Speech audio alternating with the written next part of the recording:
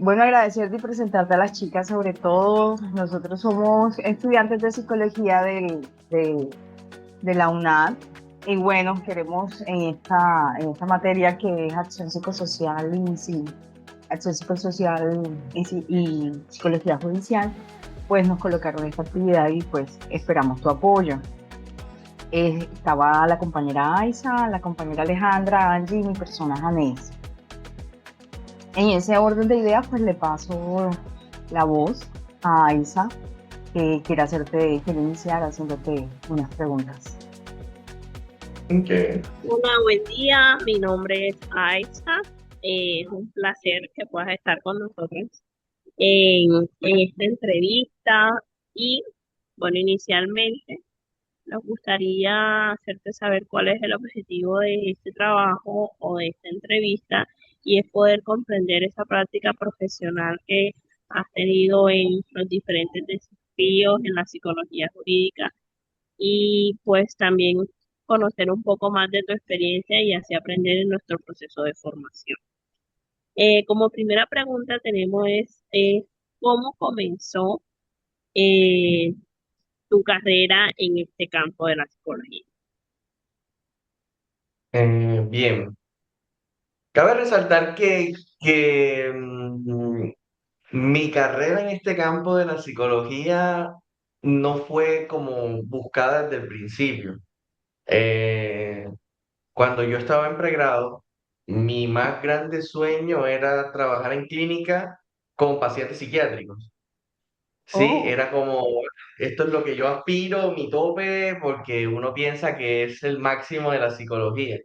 Y yo imaginé que iba a llegar siendo una persona bastante mayor, con cierta especialidad o especialidad, etcétera, etcétera. Y resulta y pasa que a los 22 años ya estaba en una clínica psiquiátrica trabajando. Entonces, ya a los 22 años había cumplido mi sueño de estar en la psicología clínica con énfasis en la psiquiatría.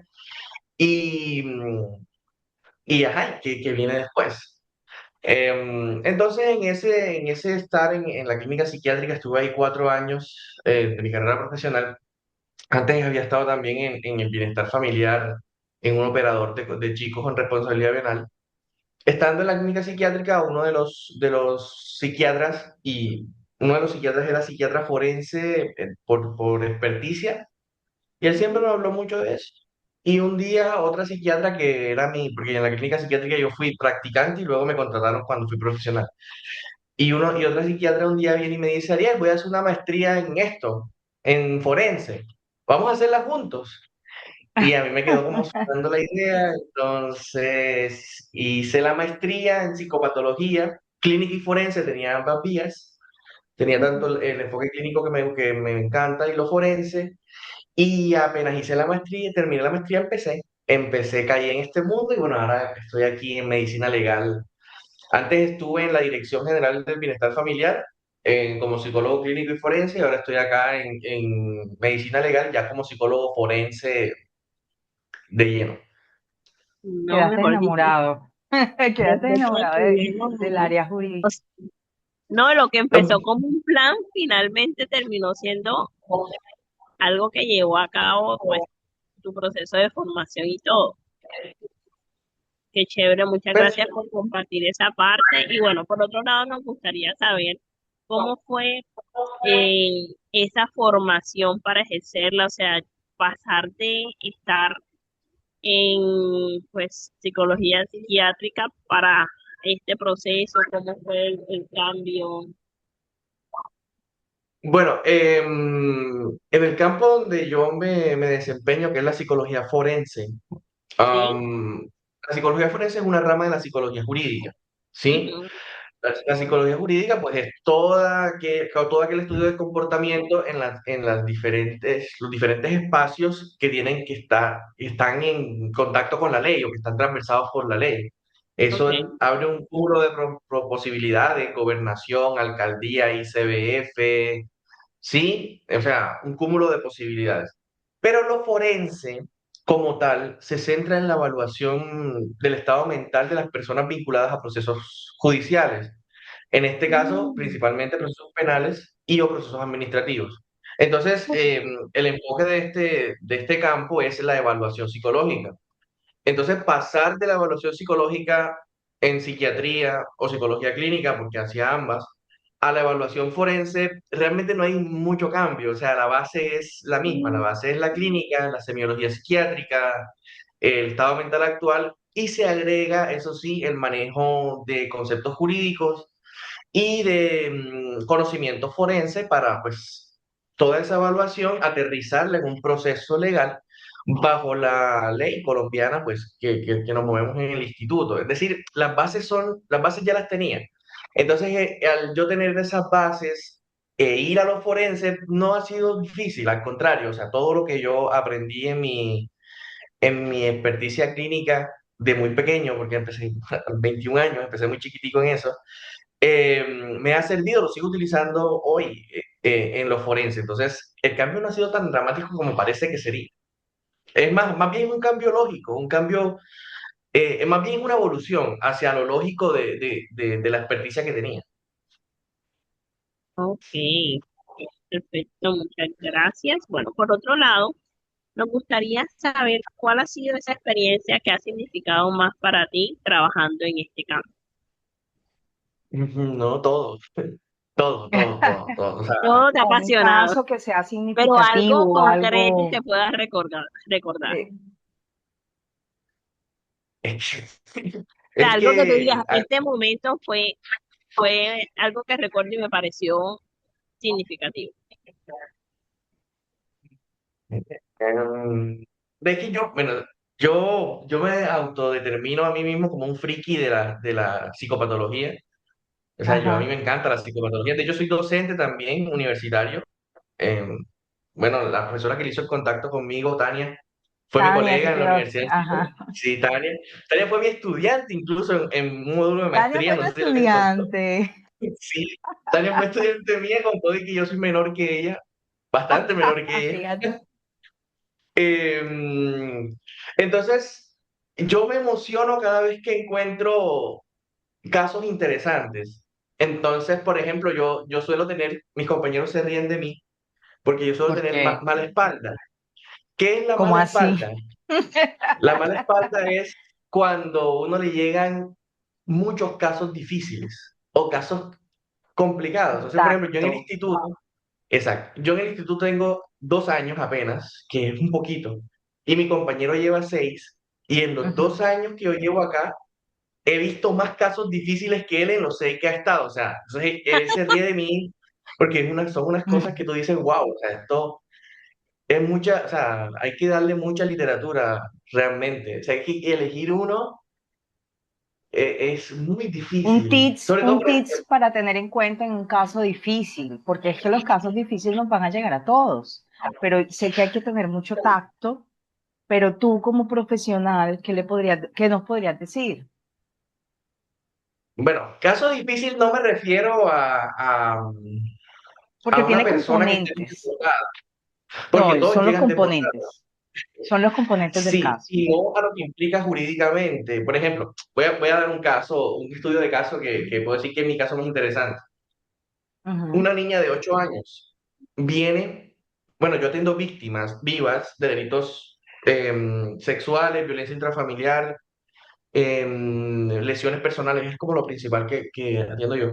La chica de 8 años venía porque la mamá puso una denuncia por delito sexual hacia el abuelo paterno, es decir, su abuelo, Ok, el abuelo de la niña. Ella le pone la denuncia porque la niña, después de que vino a una fiesta familiar, como al mes, empezó a tener enuresis, ecopresis, es decir, dificultad de control de esfínteres, temor y pesadillas nocturnas, temor hacia figuras masculinas, y la niña empezó a expresar pesadillas con respecto a que el abuelo al parecer la usaba en los sueños.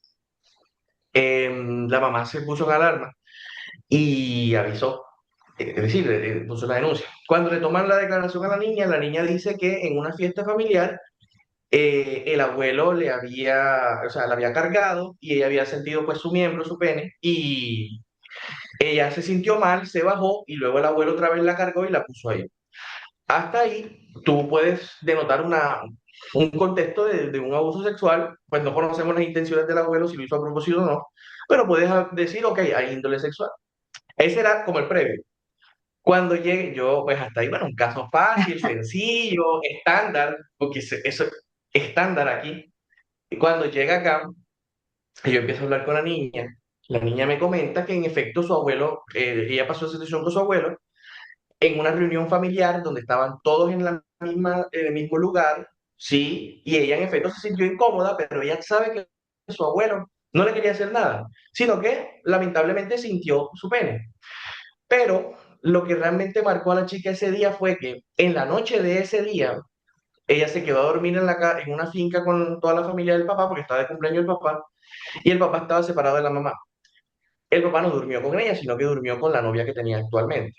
A la mañana siguiente, cuando ella abre la puerta del cuarto de su papá, sin permiso, sin avisar, ve al papá teniendo relaciones sexuales con la novia. con la novia. Y se impactó tanto que ella dice, eso es el peor momento de mi vida, que hizo algo que se llama un recuerdo amalgamado. Ella unió ambas experiencias en una y la vivió como una víctima de Mm, violencia sexual.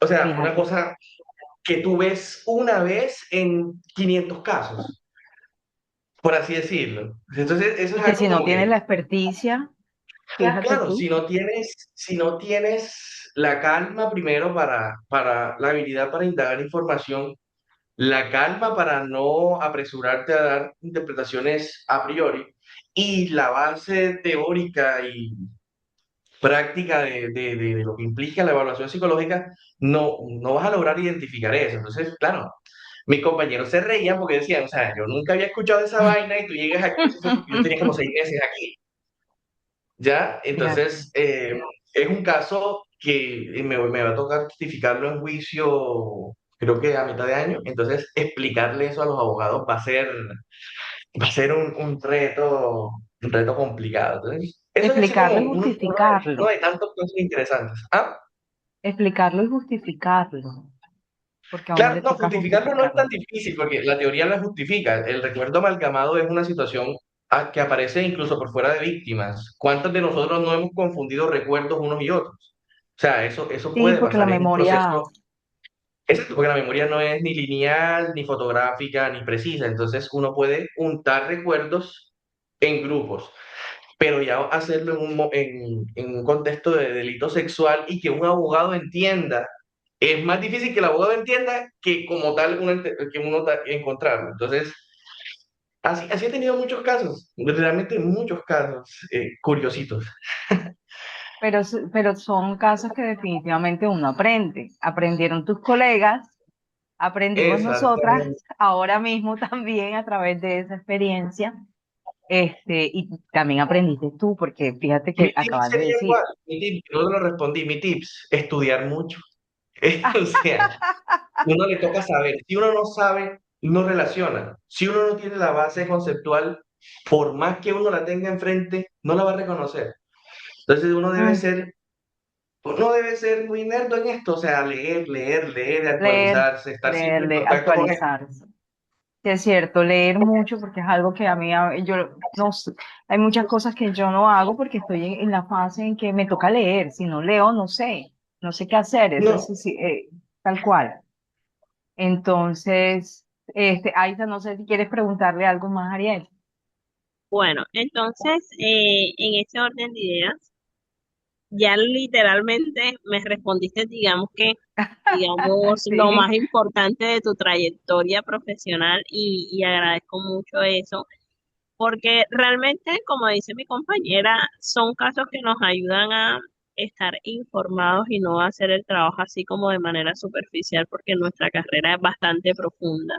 Y Ujú. estando actualizados constantemente de lo nuevo que se viene, de los casos que están, de todo lo que trae una nueva era, pues nos ayuda a llegar a, al punto del paciente y a solucionar el caso, porque al final ese es el enfoque de nosotros, poder solucionar el caso de raíz y que no quede así como por encimita, porque a mí me ha pasado que cuento con Ujú. personas que me dicen, yo fui al psicólogo y a mí eso no me ayudó en nada.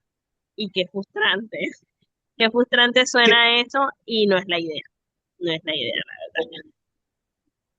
Pero Bueno, está bien, pero también hay que tener en cuenta algo, creo yo, Aiza, de que no siempre vamos a tener conexión con todos los psicólogos.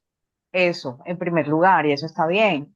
Y además de eso, yo creo que no quiero dar mala fama, pero es que tener en cuenta, siempre mejor, yo buscaría un psicólogo, uno, dependiendo de lo que el caso, tienes que mirar el enfoque del psicólogo. No es lo mismo el psicólogo familiar, no, si de pronto lo que necesitas es terapia conductual, o sea, mirar los enfoques del psicólogo, si es sistémico, si es de gestal, eso también va orientando un poco la manera de los procesos como la persona se va a orientar. Y además de eso, tener en cuenta que si yo acudo a un psicólogo de la EPS, está muy restringido, no vas a encontrar ayuda. Pero si yo acudo a un psicólogo que es particular, que me va a sacar el tiempo realmente para la consulta, pues obviamente uno se va a sentir con mayor conexión. Eso también hay que sí, tenerlo en cuenta.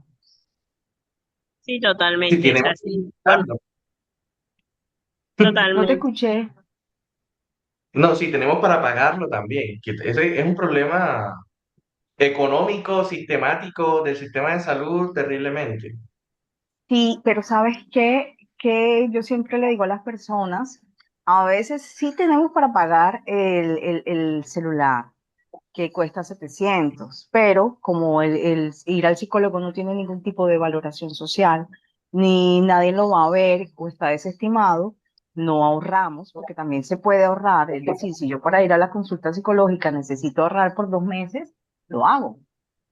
Entonces también Podría, sí, darle la posibilidad a la persona que lo vea diferente, porque de entrada a veces si vas por urgencia no tienes la consulta enseguida, pero si es algo que de pronto comienzas a elegir y comienzas a proyectarte, es decir, mira, tengo una situación o quiero hacer un tipo de proyección profesional y voy a buscar a una persona realmente que me pueda acompañar, si puedo hacer una proyección a largo plazo para poder ir al psicólogo. Así es. Bueno, en ese orden de ideas, ahora vamos a la intervención de mi compañerita Angie, así que Este, le abro el paso. creo Hola, buenos que, días, ¿cómo estás? hola Angie, ¿cómo estás? ¿Me Bueno, escuchas? Hola. mira, en cuanto a los desafíos de la práctica profesional, quisiera saber, desde tu experiencia, cuáles han sido pues los principales retos que has enfrentado pues al trabajar en la intersección entre la psicología y derecho y cómo los has abordado. Ok. Los principales retos, yo creo que el reto principal es tener en cuenta la forma en que el derecho aborda las problemáticas, que es muy diferente a como lo hace la psicología. El derecho es concreto, es decir, es lo que está escrito, lo que se puede sacar de lo que está escrito y cómo se puede de pronto acomodar ante las circunstancias, pero es más que todo concreto, específico, o sea, tú no puedes, o sea, lo que está escrito no se puede modificar. Por ende, los profesionales en derecho tienden a ser así también, ¿ok? Si, bueno, no sé hasta qué punto ustedes han de pronto dialogado, conversado con personas en su ejercer profesional de derecho, pero por lo general es A más B igual C, pero puede Son ser que bastante sea D, pero estructurados. exacto, es una cosa muy concreta. La psicología no es así. La psicología es excesivamente narrativa. Yo diría que demasiado narrativa. Entonces, aprender a encontrar el equilibrio entre la forma en que el derecho aborda la conducta humana, porque es que el derecho nace para regular la conducta humana, para regular la conducta humana, o sea, un objetivo gigante que es casi imposible. Y la psicología nace para entender la conducta humana, entonces van como en caminos muy distintos. Entonces, ese ha sido como el reto más complicado, sobre todo porque a mí y a los peritos en general nos toca ir a juicios. Es decir, todo lo que yo haga, todo mi trabajo forense debe ser explicado y sustentado en un juicio frente a un juez, frente a la fiscalía, que en este caso, pues la fiscalía casi siempre es la que me solicita a mí las evaluaciones, y frente a una contraparte, la defensa, que va a tratar de tumbar lo que tú dices. Entonces, si tú no logras entender cómo piensa el abogado te enreda, ¿ok? El abogado te enreda y Mm, o sea, una cosa horrible, sí. horripilante. ¿Ya? Te voy a poner un ejemplo. Hace poco, el último juicio que fui, eh, era una niña de 5 años que vino a evaluación. em, el delito había ocurrido hace 2 años, es decir, cuando tenía 3. Y en esos 2 años que pasaron del delito a hoy, porque esos tiempos pueden ocurrir en forense, yo veo a la víctima varios meses después de que ocurre. Eso tiene una explicación mental y todo. O sea, eso no es solamente porque la fiscalía va lento, que también, en este caso es porque la fiscalía va lento, porque son muchos. Total, yo vi a la niña luego de 2 años y cuando entré en contacto con la mamá, ella me decía que la niña, después de que la llevó a fiscalía, nunca más tocó el tema y que ella, para protegerla, nunca más se lo preguntó. Entonces, bajo los principios éticos, ¿qué me dice a mí esto? Tengo una menor de edad en etapa infantil, donde sabemos que la memoria tiende a ser difusa y tiende a ser diluida fácilmente. Es decir, la probabilidad de que tú olvides algo que te pasa a los 3 años es elevada. No hay un recuerdo espontáneo en los últimos 2 años verificable por la mamá. Si yo le intervengo, porque yo tengo que evaluar el relato, es decir, los hechos que ocurren, el riesgo de revictimizarla es alto porque voy a evocar un recuerdo o por la posibilidad de evocar un recuerdo involuntario es altísima. Es decir, esa niña puedo hacerle más daño de lo que la voy a ayudar. Entonces yo le dije a la mamá, mira, los riesgos son estos, estos, estos y estos. Tú decides si yo le intervengo o no le intervengo, porque siempre se hace con consentimiento informado todo. Nada se hace porque yo quiera, porque la fiscalía quiera. Y la mamá, de manera muy entendida, dijo, no, yo prefiero que no se hable del tema porque si hay ese riesgo, yo no voy a exponer a mi hija. Claro, me tocó el juicio, expliqué eso, el riesgo de revictimización, las dificultades en la memoria, la fiscal muy juiciosa se preparó, hizo preguntas muy acertadas. Y el de la defensa entonces dijo, una de las preguntas de tantas que dijo, una fue, doctor, entonces el hecho de que no haya podido evaluar a la niña indica que no hubo delito. Tú Pero dices esa es que una tiene que pregunta ver una... trampa. Es una pregunta trampísima. Yo le dije, doctor, eso no tiene nada que ver conmigo.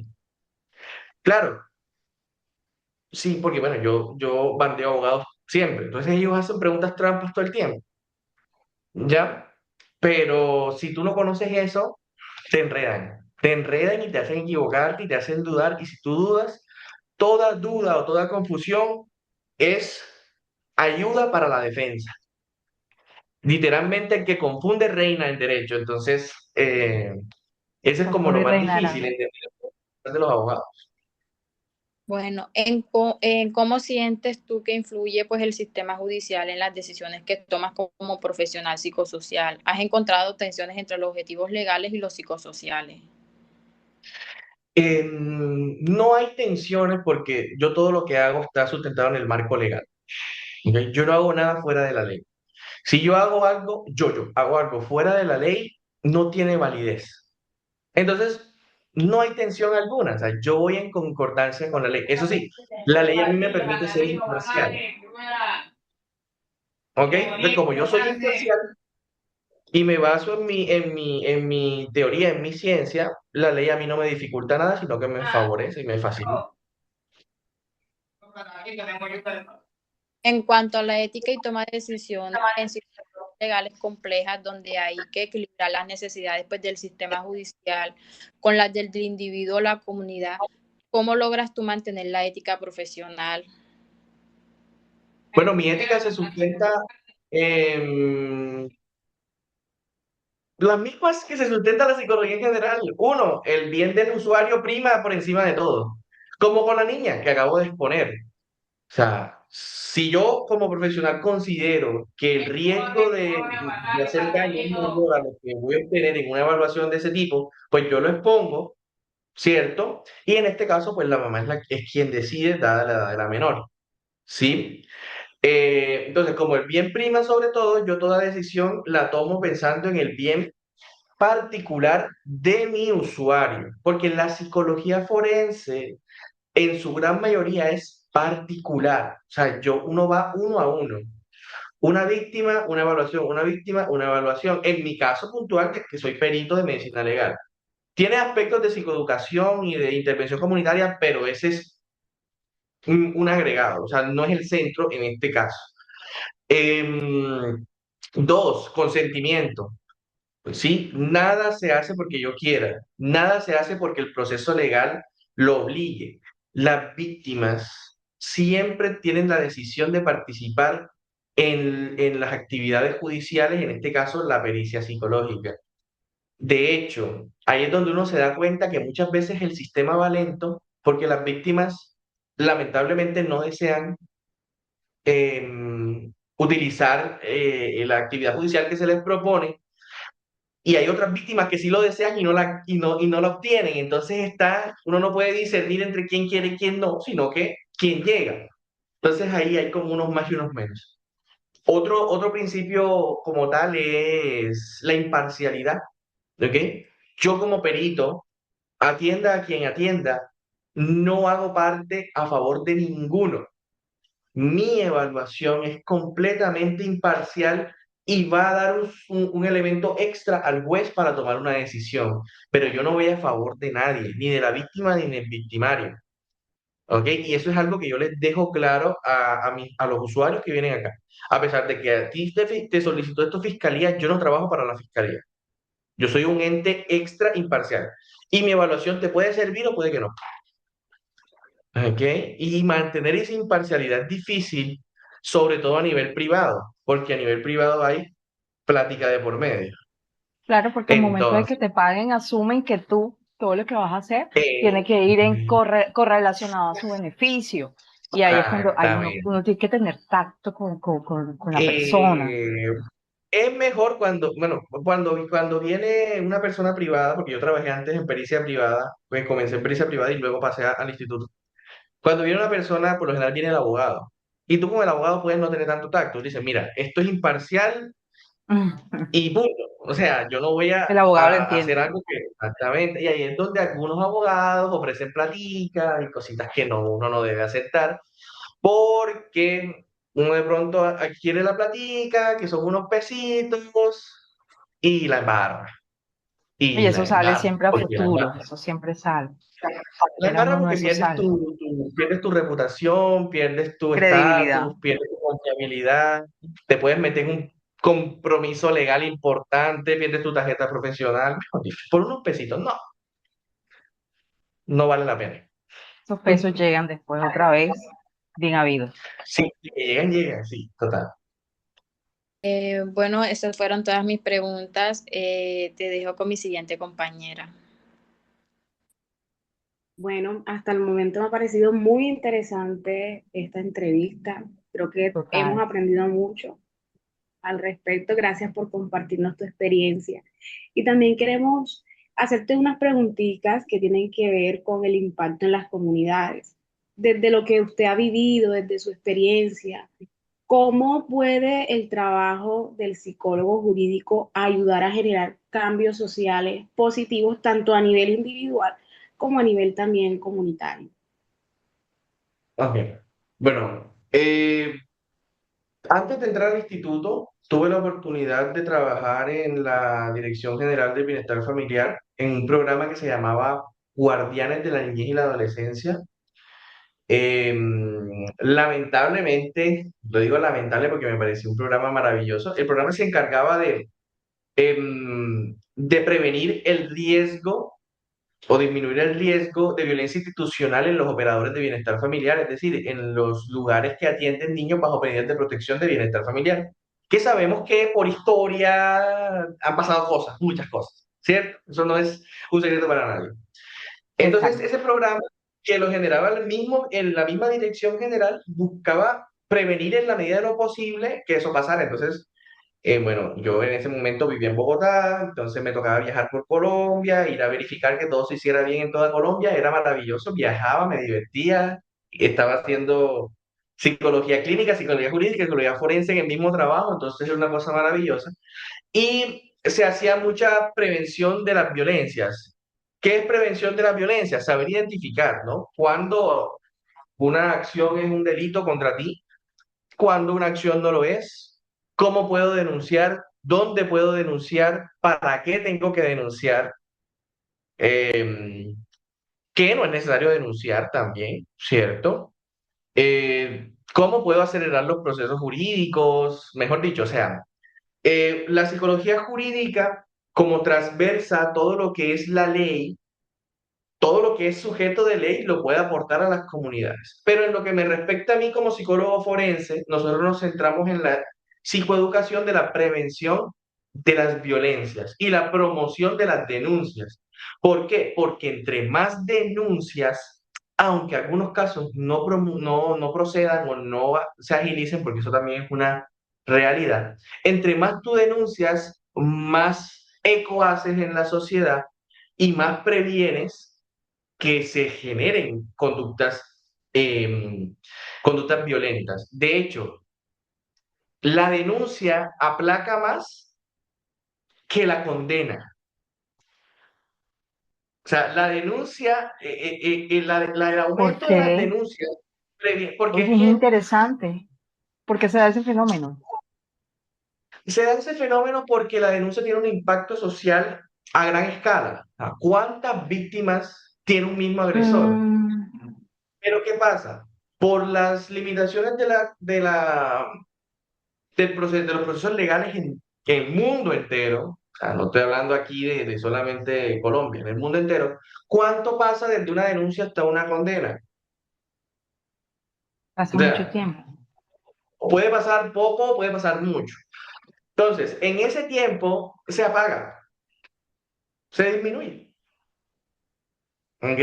Es por eso que las propuestas populistas, porque son populistas que buscan cambiar la constitución para agravar las condenas, nunca proceden, porque eso no te garantiza que disminuya el delito.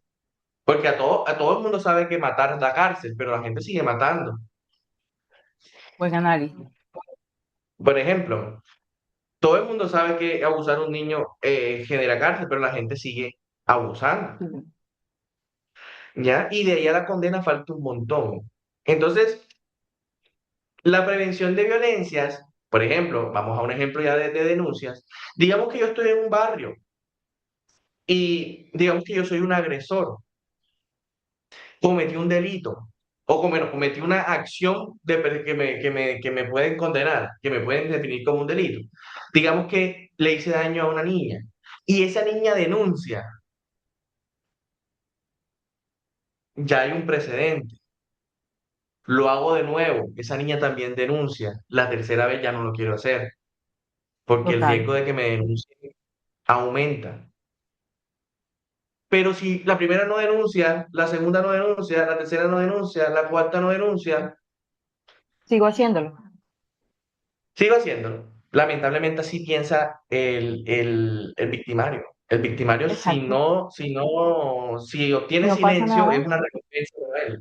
Bueno, estaba por decir que de hecho la siguiente pregunta fue la que ya usted nos respondió, que era acerca de darnos ejemplos acerca de programas o intervención que haya usted liderado o en los que haya participado desde el enfoque social y cómo estos habían aportado a la resolución de conflictos, pero creo que usted de hecho nos ha respondido mucho y aclarado mucho y algo que me parece sumamente importante es lo que usted hablaba de que se enfocaban en este programa en algo específico y era en la prevención, porque lamentablemente creo que estos casos son mucho más comunes de lo que nosotros creemos dentro del contexto Muchos. comunitario, por ejemplo acá en María la Baja Bolívar, son mucho más comunes de los que creemos y quizás a veces las víctimas no saben qué hacer, qué hago, en estos momentos? ¿A quién le digo? ¿Dónde busco ayuda? ¿Quién puede ser mi apoyo? Porque lamentablemente hay casos de abusos sexuales donde pues la mamá, el papá no cree o intenta como vamos a tapar ese abuso sexual porque fue de parte de un abuelo, de un tío, de un primo. Entonces me parece que es sumamente muy importante ese trabajo que pues realizan ustedes desde este enfoque social comunitario. Mi compañera. Ariel, ayúdame un poco. Yo creo que hay un elemento muy en común en la realidad colombiana en cuanto a los casos de abusos que se dan casi siempre en una red muy, pero muy cercana a la víctima, en este caso.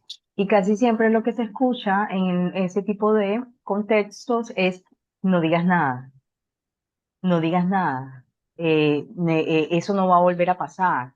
Ya sea porque fue el abuelo, ya sea porque fue el tío, ya sea porque fue siempre alguien de su núcleo familiar y lo que pasa es que no se quiere ser ni señalado, tampoco se quiere ser visto. Entonces, en ese orden de ideas, ayúdanos un poco porque es que en este tipo de casos, yo sé que sí o sí van a entrar momentos en que uno hay que hacer el apoyo a la familia, que es un poco como el trabajo psicosocial, pero también hay que tener en cuenta el tema jurídico. Y desde tu experiencia, ¿cómo has podido aunar esas dos partes? ¿Cómo las has podido vivir? ¿Cómo has hecho la intersección entre esas dos?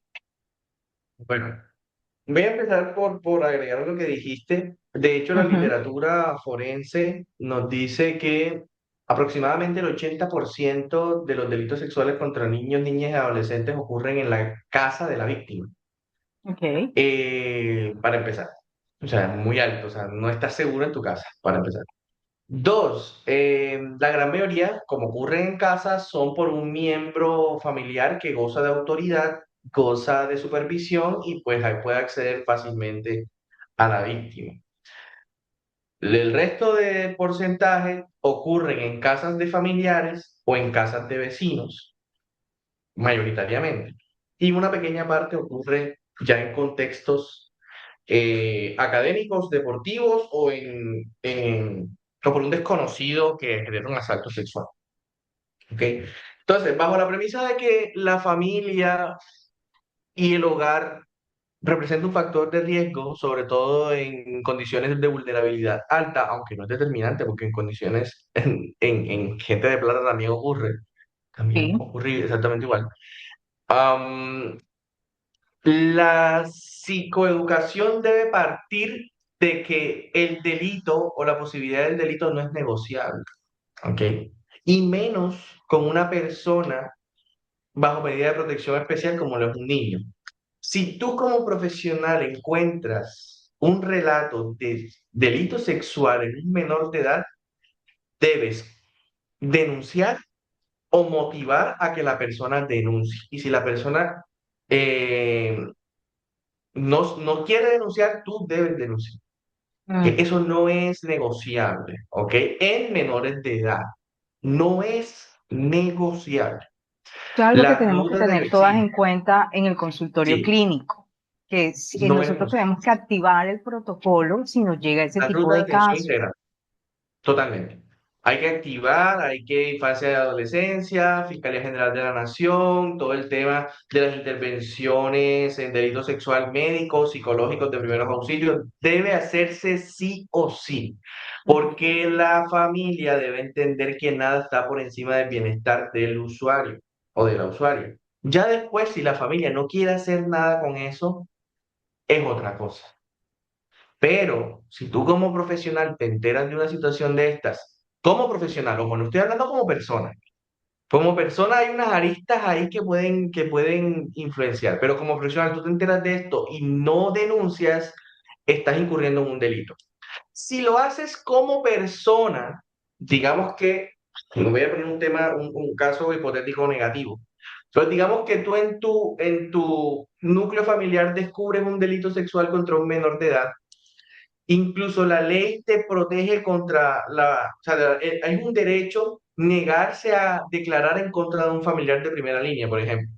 Entonces, tú podrías no hacerlo pero igual luchas contra tu ética profesional y contra tu moral humana. Entonces, sí, lo ideal es que no, lo ideal es que nada vaya por encima del bienestar, en este caso de los menores de edad, y que tú como profesional hagas las acciones pertinentes, sin ánimo e inclusive sin temor a perder la intervención, porque es que prima el bienestar del menor.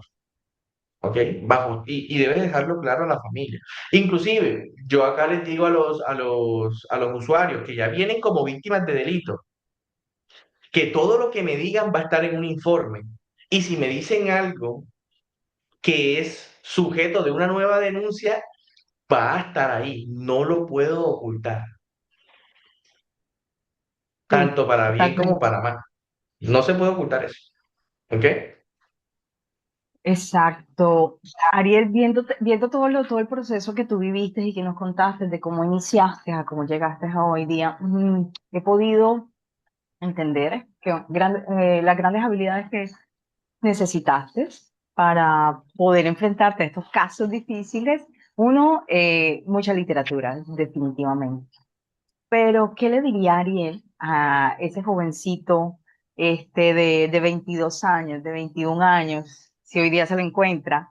O a estas chicas también, como hoy día te las estás encontrando, chicas, además de leer, ojo, importante tal habilidad, fundamental también lo que nos has dicho, el tema de tener en cuenta la ética, eso es muy coherente. Pero ¿qué nos dirías o qué te dirías a ti mismo, siendo hoy encontrándote tú hoy de 21 de 20 años? No, lo que me diría a mí mismo es muy diferente a lo que diría un estudiante a una persona de pregrado. Vamos, de pregrado. Bueno, he tenido la fortuna de ser docente universitario en pregrado, en posgrado, tanto especialidad como maestría. Doctorado todavía no, porque como no tengo doctorado, no puedo ser docente de doctorado, pero cuando haga el doctorado sí lo hago. Ya tendré la posibilidad. Pero cuando estoy en pregrado, ya sea con los chicos de psicología o también con los de medicina, porque también, bueno, ahora mismo estoy en una escuela de medicina en la materia de psicopatos, de psicopatología. Ya no estoy en psicología por temas de que sale mejor medicina, por temas varios.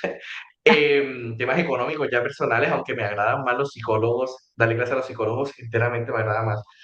Yo siempre les digo que, y ojalá algún día conozcan a un estudiante mío, seguramente eh, les va a hablar de bien en términos de amor y odio, porque yo soy muy chévere, yo soy así como soy, pero les exijo un montón.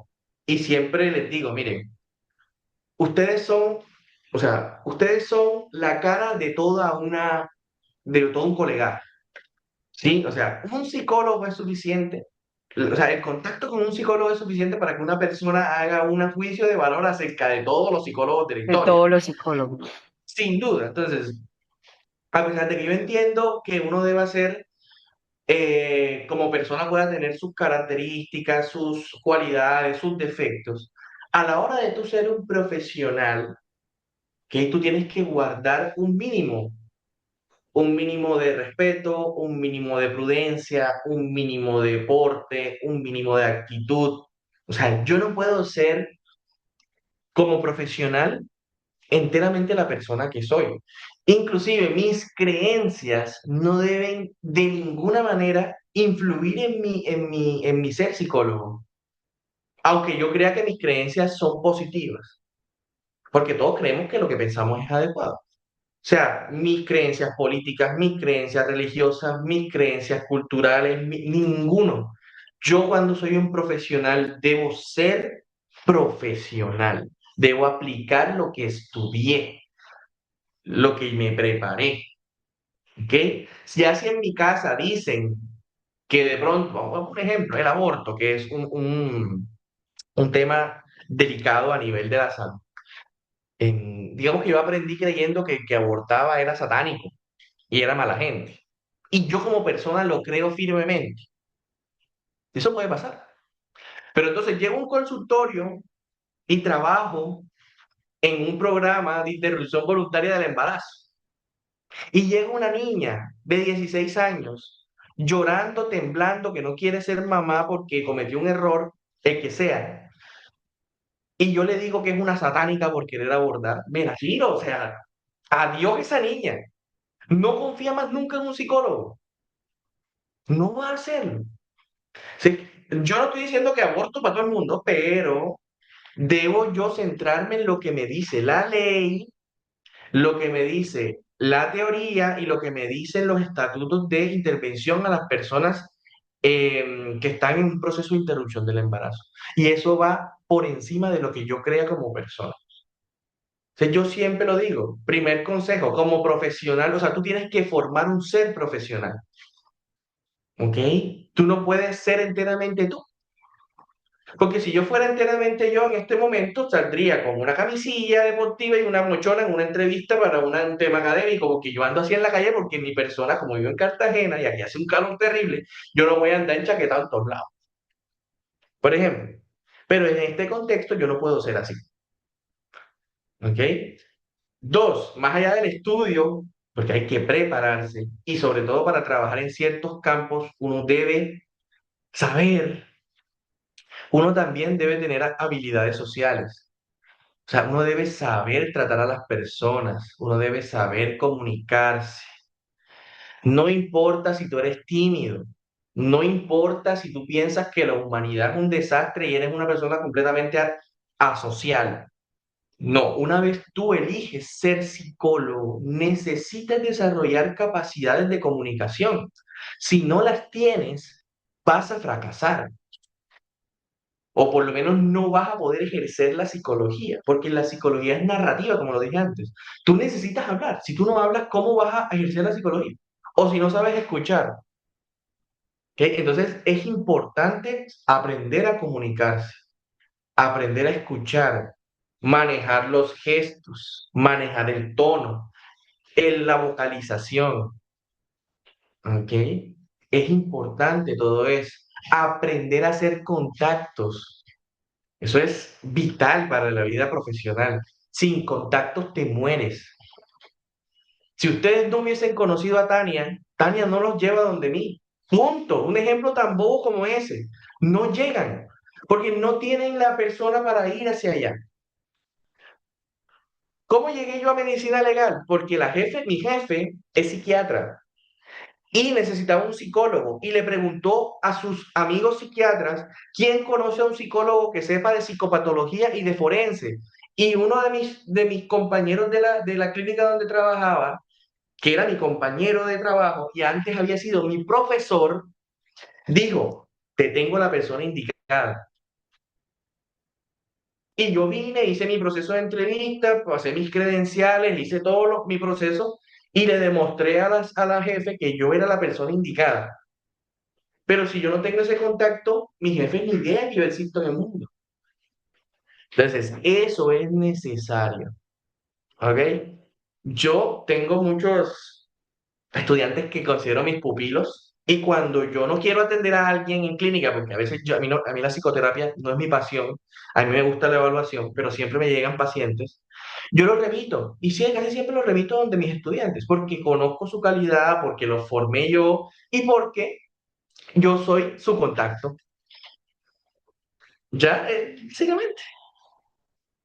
¿Ok? Entonces, esa habilidad es importante. Ya al Ariel, al Ariel pequeñito, ¿qué le diría? Uf, difícil, porque yo creo que me ha ido muy bien. Yo le diría uf, no sé, no sabría decirle, ¿sabes?